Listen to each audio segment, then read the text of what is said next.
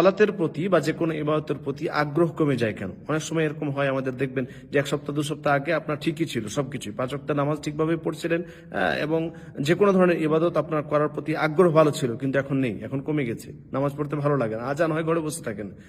আগে কিন্তু একদম আজান হওয়ার সঙ্গে সঙ্গে মসজিদে আসতেন, কিন্তু এখন সেটা হয় না কেন? কারণ কি? এর কারণ হচ্ছে আপনার পাপ, আমাদের পাপ। পাপ মানুষের ঈমান কমজোর করে দেয়। যত বেশি আপনি পাপ করবেন, যত বেশি আপনার থেকে পাপ হবে, পাপের সংখ্যা যত বাড়বে তত ঈমান কমজোর হয়ে যাবে। আর ঈমান কমজোর হলে ইবাদতের প্রতি আগ্রহ কমে যাবে। আর আপনি যত ভালো কাজের সাথে যুক্ত থাকবেন, যত সৎ আমলের সাথে যুক্ত থাকবেন, যত বেশি ভালো কাজ করবেন, তত আপনার ঈমান মজবুত হবে। আর ঈমান মজবুত হলে ভালো কাজের প্রতি আগ্রহ বাড়বে এবং সে ভালো কাজটি করতে আরো ভালো লাগবে।